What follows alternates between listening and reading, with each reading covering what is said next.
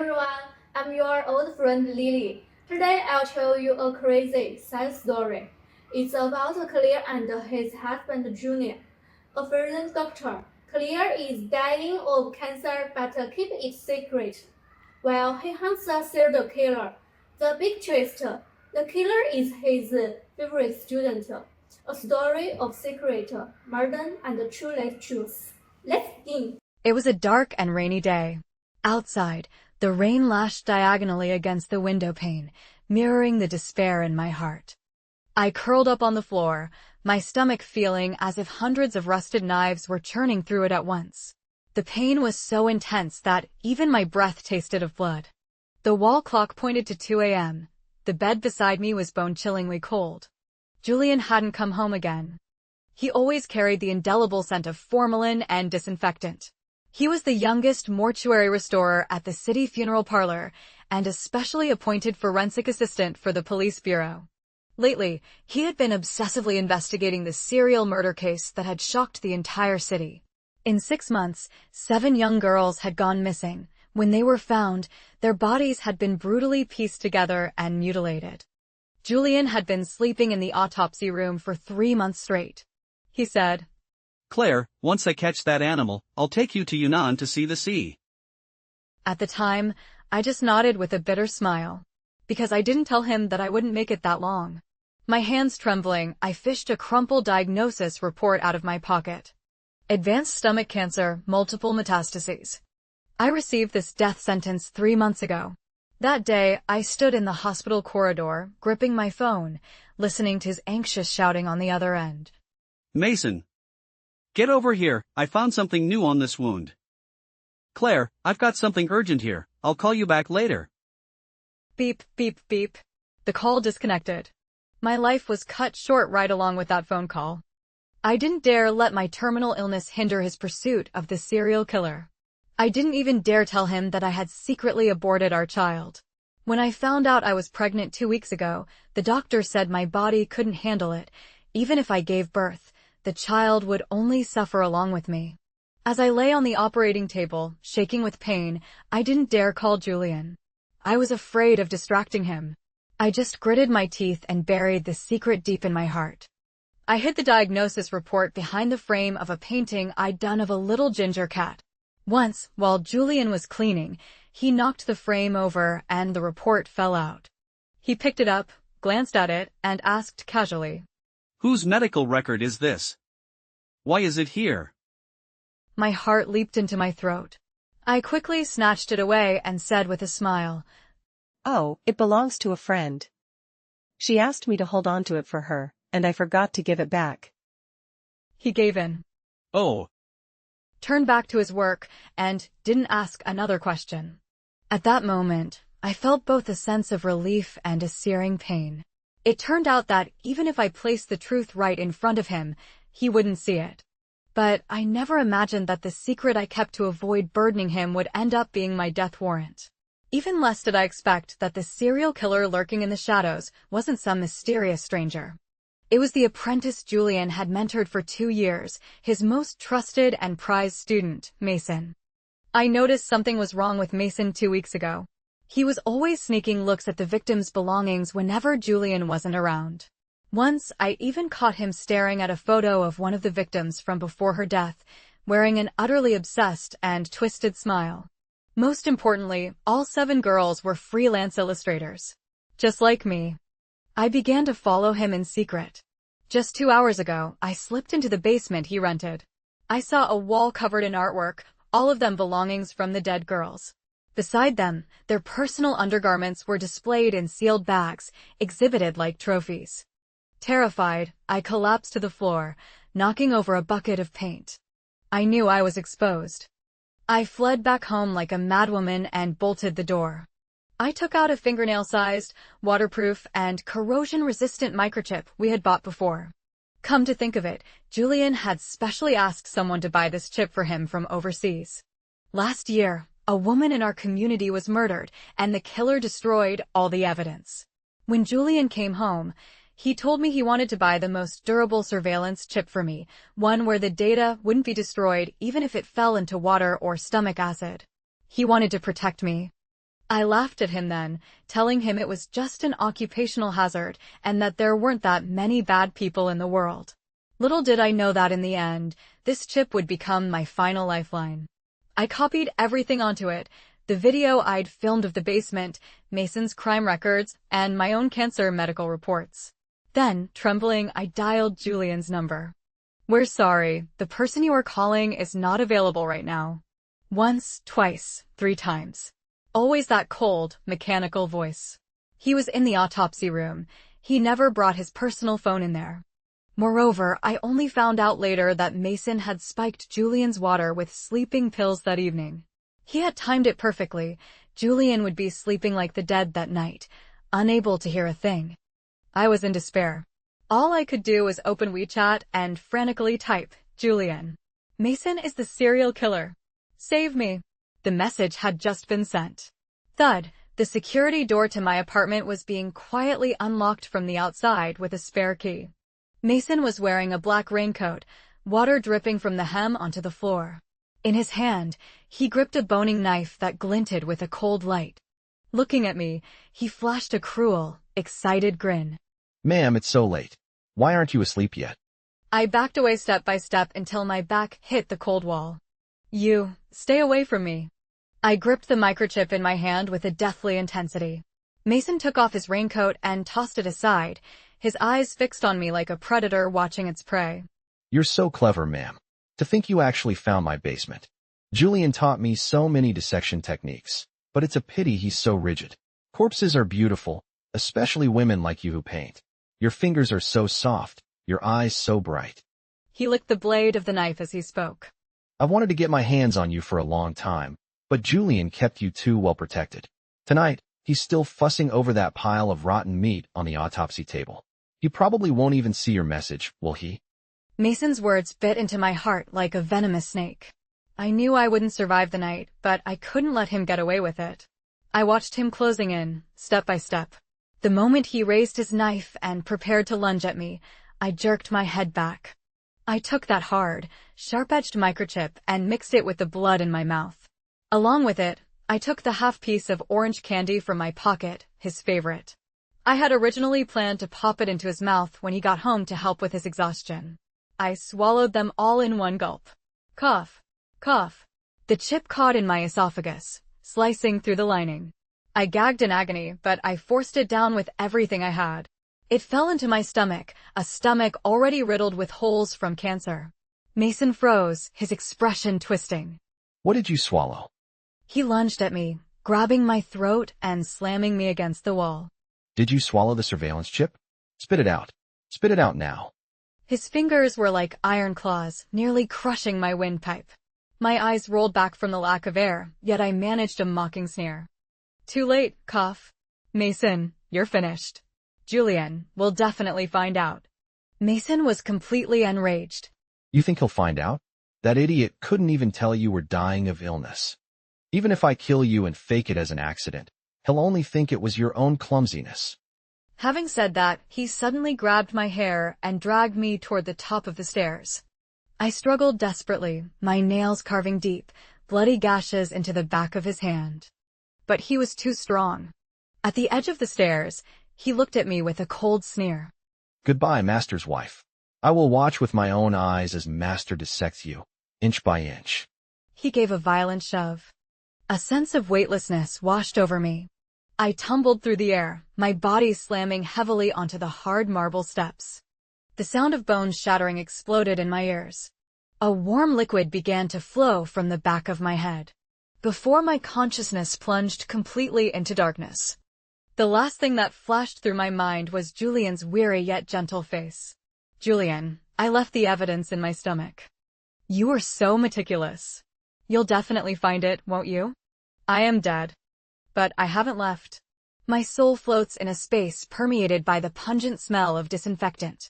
Stark white lights, stainless steel tables, and neatly arranged surgical instruments. The forensic autopsy room of the municipal funeral home. The place I know best. Whenever Julian worked overtime, I used to sit by this table, quietly drawing while waiting for him. And now I am lying on this very table, covered by a blindingly white sheet. The door to the autopsy room was pushed open. Leading the way was Dr. Benjamin from the Municipal Bureau, followed by Julian, and then Mason behind him.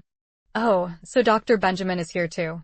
I was too panicked while floating around earlier to notice.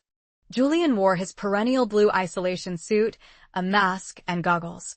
But his exposed eyes were bloodshot, and his eyelids were terrifyingly swollen. His steps were unsteady. Every pace seemed as if he were treading on the edges of knives.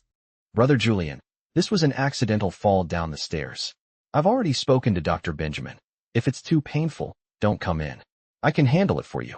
Mason's voice was thick with a sobbing tone, and he even wiped the corners of his eyes with the back of his hand. Dr. Benjamin also patted Julian on the shoulder. He's right, Julian. My condolences. I'll perform the autopsy. You can just watch from the side. In your state, I'm afraid you won't be able to hold up. Julian shook his head, his voice as raspy as if he had swallowed sandpaper.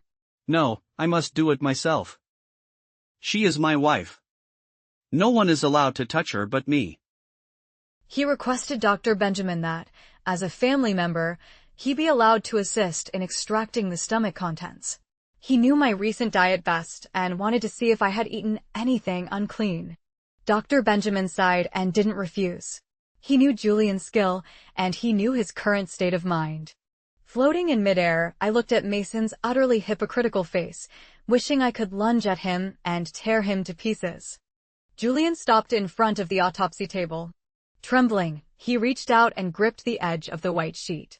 That hand, which once steadily held a scalpel to reconstruct thousands of broken remains, was now shaking like a leaf in the wind. He suddenly pulled back the sheet.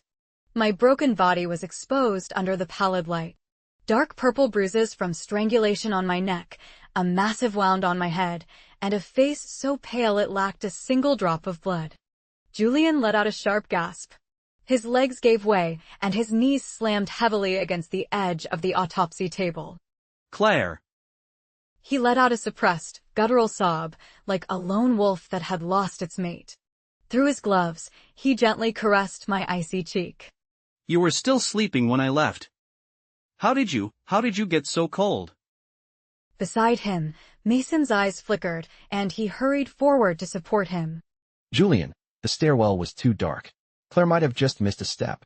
Please, restrain your grief. Don't let your health suffer. Julian whipped his head around, his bloodshot eyes boring into Mason. Missed a step? Then what about the wound on her neck? What about the skin fragments under her fingernails? Julian's voice suddenly rose, sounding like a roar. This wasn't an accident. This was murder. Someone broke into my home and killed her. Mason flinched back at the shout. A flicker of panic crossed his eyes, though he quickly masked it. Julian, calm down. The police checked the surveillance. It was broken during that time. Nothing was caught. Maybe it was a burglary. Julian ignored him. He took a deep breath, forcing his body to stop trembling. He picked up a sharp scalpel. Claire, don't be afraid. Your husband is here. Whoever hurt you, I will find them and tear them into 1,000 pieces. He began the external examination of my body. The first cut, he didn't make it. The tip of the blade hovered over the skin of my chest, and his tears fell in large droplets, splashing onto my breast. Why are you so thin? He murmured to himself. Your collarbones are sticking out. When I touched your face last week, there was still some flesh there. I floated in midair, my own tears flowing uncontrollably. Julian, I didn't just get thin recently. I've been tormented by cancer cells for 3 months. My hair fell out in clumps every day. I vomited up everything I ate every day. You came home late every night and collapsed into sleep, of course you didn't see. I remember coming back from chemotherapy last month with my hair falling out. Afraid you'd see, I wore a hat and told you I wanted to try a new hairstyle. You smiled then, patted my head, and said, It looks good. You look good in anything. You never noticed that underneath that hat was a bald scalp. He closed his eyes and took a deep breath. When he opened them again, his gaze had returned to that of a professional, cold medical examiner. The blade sliced through skin. No blood flowed out, only dark red muscle tissue was revealed. He checked my ribs, he checked my heart. Then, his hand moved toward my abdomen. I was so nervous my soul trembled. Almost there. Right there. Inside my stomach, the entire truth was hidden. When he cut open my stomach, a pungent smell of decay mixed with the scent of blood surged out. Beside him, Mason suddenly became restless. He kept shifting his stance, his eyes fixed on the forceps in Julian's hand. Julian used the forceps to sift through the stomach contents. Extensive ulceration of the gastric mucosa, with obvious tumor tissue proliferation. His voice began to tremble as he continued to record his notes. Claire, just how much suffering did you hide from me? Just then, a soft clink sounded. The tweezers had struck something hard, emitting a tiny, sharp noise. In the silent autopsy room, it sounded like a crack of thunder. Julian froze. He picked up the small black square, slick with gastric juices and blood, and placed it on a sterile tray. Immediately after, he picked up a small, half-melted lump. It was that half-piece of orange candy. In that instant, Mason's face turned as pale as a sheet. What is this? Julian frowned. He took some saline and rinsed the foreign object clean. When he saw the object clearly, Julian's pupils constricted violently. He stood rooted to the spot as if struck by lightning. It was a miniature, anti-corrosion surveillance chip. He had specially asked someone to buy it from abroad to protect me, originally intending to install it at our door. He had once said, "This thing is waterproof and acid-resistant. Even if it were soaked in stomach acid for 3 days and 3 nights, the data wouldn't be damaged." Now, this chip had appeared in his wife's stomach. He suddenly remembered something. 10 years ago, when he had first started his career, he had handled the body of a woman who had committed suicide. That woman was also a freelance illustrator, and she had left behind a son about 5 or 6 years old. The little boy had stood at the door of the autopsy room with bloodshot eyes, looking up at him and asking, "Mister, has my mommy gone somewhere very far away?" Back then, Julian had knelt down, stroked the boy's head, and said, "Yes, your mother is going to become a star and watch you grow up." It turned out that the little boy was Mason. It turned out he had known him from the very beginning. It turned out he had projected his hatred for his mother's death onto all freelance illustrators. Then, he had become the apprentice of Julian, the man who had restored his mother's body, because he believed Julian was the only one who could understand him. This revelation was like a knife stabbing into Julian's heart. He never imagined that the little boy he had once tried to comfort would eventually grow up to kill his wife. "Brother Julian, Mason suddenly let out a shout and lunged forward. that thing has been soaking in the victim's stomach for so long. It might be carrying high-potency bacteria or toxins. Put it down. I'll take it to the lab for processing." He reached out, trying to snatch the chip from the tray. Julian was faster. Thud. Julian slammed his elbow hard into Mason's chest, forcing him back 2 steps. "Back off." Julian's voice was as cold as a demon crawling out of hell. He didn't look at Mason, nor did he head for the lab. He turned and strode directly to the computer in the autopsy room. His hands shook so violently he could barely hold the tiny chip. With a click, he inserted the chip into the card reader. The computer screen flickered, and a folder named Help popped up. Panicked, Mason glanced around. He grabbed a heavy surgical hammer nearby and began slowly approaching Julian's back. "Brother Julian, this must be misleading information left by the killer. Don't look at it." Julian didn't hear a word he said. He clicked the folder. The first thing that popped up was a digital medical report. Patient, Claire. Diagnosis, late-stage gastric cancer with multiple systemic metastases. The date, 3 months ago. Julian stared fixedly at the screen, a guttural rattling sound escaping his throat, like a drowning man gasping for air.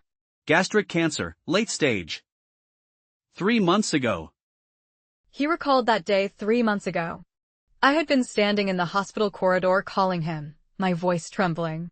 But he had said, "Claire, I have an emergency here, I'll call you back later." It turned out that later was the moment he missed his last chance to hear my plea for help. Immediately after, he clicked on the second file. It was a video recording. The background was Mason's dark, damp basement. The walls were covered in paintings, and the floor was littered with the belongings of victims. Then the camera shook violently, and my voice, distorted by terror, rang out. It was followed by a recording of Mason's twisted words when he broke into my house tonight. Guess if your selfless husband's hands will shake when he autopsies you. Corpses are so beautiful, especially women like you who paint. Mistress, goodbye. I will watch with my own eyes as master dissects you, inch by inch. Accompanying the recording was my shrill, piercing scream before I was finally pushed down the stairs. Thud, the sound of a heavy object hitting the floor. The recording cut off abruptly. The entire autopsy room fell into a deathly silence. There was only the low hum of the computer's cooling fan. Mason, wielding a surgical hammer, had already moved behind Julian's back. The mask of pretense had vanished from his face, replaced by a hideous, contorted grin. Since you know everything, go down and join her. He swung the hammer violently toward the back of Julian's head. At that critical split second, Julian seemed to have eyes in the back of his head. He spun around suddenly and caught the handle of the descending hammer with his bare hand. Julian looked up. His face could no longer be called human. His features were completely distorted by extreme agony, remorse, and fury. His eyes were bloodshot to the limit, looking as if they might drip blood at any moment. It was you. Julian squeezed the words out through his teeth, one by one. He snatched the hammer away and delivered a heavy kick to Mason's abdomen. Crash! Mason let out a scream as he flew backward like a rag doll, slamming hard into the instrument cabinet behind him. Glass shattered and surgical tools scattered across the floor. Julian gave him no room to breathe. Like a frenzied beast, he lunged forward and pinned Mason to the ground. You called my wife mistress. You pushed her down the stairs. You watched me dissect her? Thud, he slammed a fist into the bridge of Mason's nose. Blood sprayed instantly, splashing across Julian's goggles. You animal. I'll fucking kill you. Asterisk thud. Thud. Thud. Asterisk. Punch after punch. He held nothing back. Every strike was intended to kill. Mason couldn't even let out a plea for mercy, managing only faint whimpers. The autopsy room was well soundproofed, but Julian's beast-like roars still alerted the colleagues outside. The door was forced open.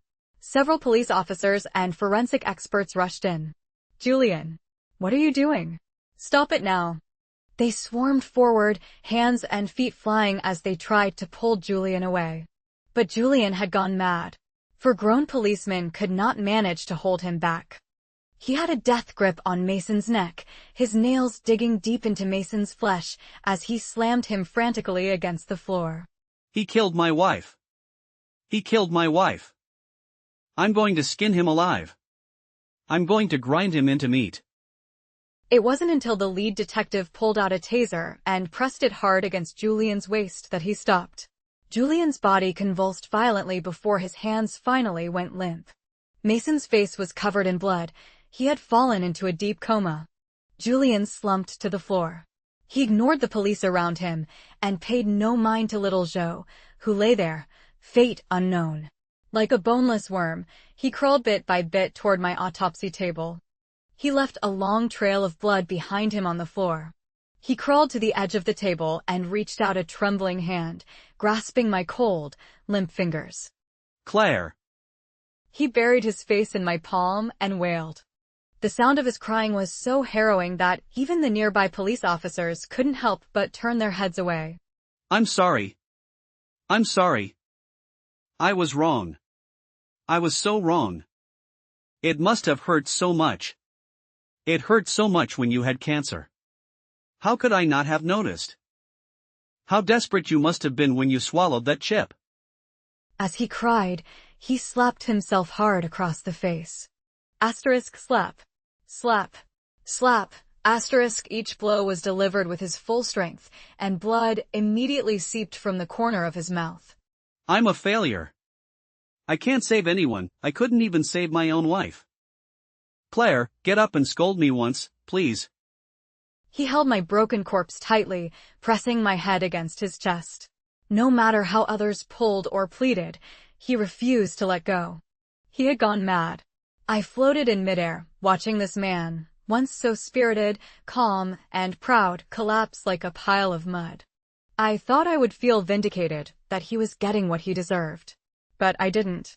I only felt sorrow. Julian, if your phone had actually gone through that day, I only wanted to hear your voice. I only wanted to tell you, in this life, I don't blame you. In the next life, let's not meet again. Mason was resuscitated. Waiting for him was the harshest punishment of the law, the death penalty, to be carried out immediately. The case was finally solved, and the whole city celebrated. The police department recommended Julian for a collective first-class merit. But he didn't go to receive the award. After being carried out of the autopsy room, Julian was confined to a psychiatric hospital for 3 whole months. He was diagnosed with severe post-traumatic stress disorder, accompanied by deep depression and self-destructive tendencies. During those 3 months in the hospital, I stayed by his side. I watched him sit by the window every day with a pen in his hand, drawing my likeness on paper. He drew one after another until the drawer was full. The doctor asked him, Julian, who is your wife? He would look up and smile tenderly. My wife is Claire. She is an illustrator. She loves drawing little ginger cats, she loves orange candies, and she loves it most when I make her sweet and sour ribs. The doctor asked again. Where is she now? He lowered his head and whispered. She's sleeping.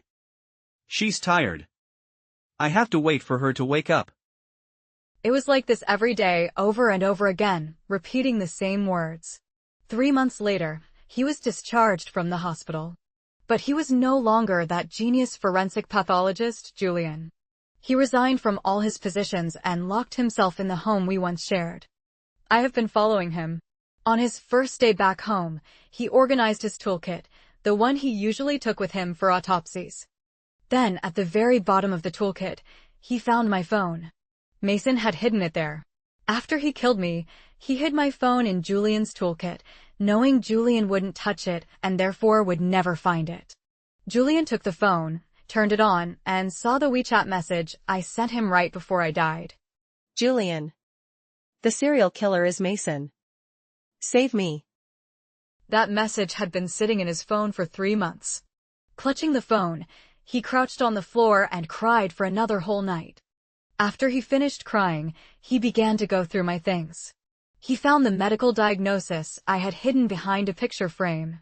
He found the records of my miscarriage surgery, which I had tucked between the pages of my sketchbook.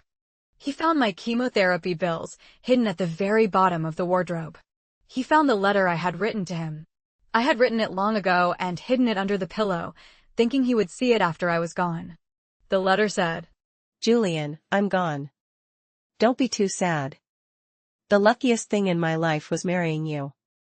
Don't blame yourself, this isn't your fault. You need to eat well, sleep well, and stop staying up late. Find a good girl and start over. Forget me. Holding that letter, he sat on the floor for an entire day, from dawn until dusk. Then he began to tidy up the house. He hung all my paintings on the walls. He wiped all my brushes clean and placed them on my easel. Every day, he made sweet and sour pork ribs and the tomato and scrambled eggs I loved. Then he would set out 2 pairs of chopsticks and say to the empty air, Claire, time to eat. Every day, he bought me orange candies and put them in my pocket, saying, Look, today's orange candies are the flavor you like. My best friend Sophie came to visit him once. Seeing the house filled with my belongings and Julian, who was now skin and bones and unshaven, Sophie shook with rage. She rushed over, snatched the paintbrush from Julian's hand, and threw it hard against his face. Julian, what are you doing putting on this act of devotion? When Claire was alive, when she went to chemotherapy alone and rolled around on the bed in pain, where were you? Where were you when she called you for help before she died? Who are you putting on this crazy act for? Do you think Claire will come back to life if you act like this? Julian didn't fight back. He just stared blankly at the paintbrush that had rolled onto the floor. Then he slowly raised his head, his eyes a void of deathly silence. I know she's not coming back. His voice was as faint as a breeze. That's why I'm here, to die with her. Sophie froze. Finally, covering her face, she ran out of the room in tears. Chapter 9. Farewell at the Grave. Time passed day by day. 5 years have gone by. I have completely lost all track of time. Today is the Qiming Festival. For once, Julian stepped out of that dark, sunless room. He wore a clean black suit and held a bouquet of my favorite white lisianthus in his hands. He came to my grave. Though only in his 30s, his hair had already turned half-white and his back was slightly hunched. He set the flowers down and used his sleeve to slowly wipe the dew from the tombstone. Claire, I've come to see you. He sat down against the headstone and pulled out that chip, polished bright from years of rubbing, from his pocket. That case was made into a documentary. Everyone calls me a hero. But only I know that I'm just a coward who planned to success over his own wife's corpse. He looked at my smiling face in the photograph, tears falling silently. Claire, I dream every single day. I dream of you pushing open the door and saying to me, Julian, you're home. when I wake up, there is only me in the house. This punishment, it hurts too much. Trembling, he pressed his face against the cold tombstone. I'm sorry, Claire. If there is a next life, don't meet me again. Go marry someone who can eat with you every day, someone who can hold you close when you're sick. Don't look for a bastard like me ever again. The wind blew through the pines and cypresses of the cemetery, rustling softly. I floated above him, feeling my soul begin to turn transparent. It has been 5 years. My lingering attachment finally dissipated completely at this moment. For the last time, I gave his trembling shoulders an ethereal hug. Julian, let yourself go. I'm leaving now. Golden sunlight pierced through my soul. I dissolved into countless points of light, scattering into the world with the wind. And there, before that cold tombstone, that broken man will continue to wear that heavy chip, burdened by sins and regrets he can never repay. In a world without me, he will live on in loneliness and pain until the day he dies. In the end, Claire swallowed a microchip to expose the killer. Julian found it in the autopsy and caught him. But he was devoted though. He spent his life solving crimes, yet lonely his wife was dying. So heartbreaking. Thanks for watching. Comment below. Bye bye.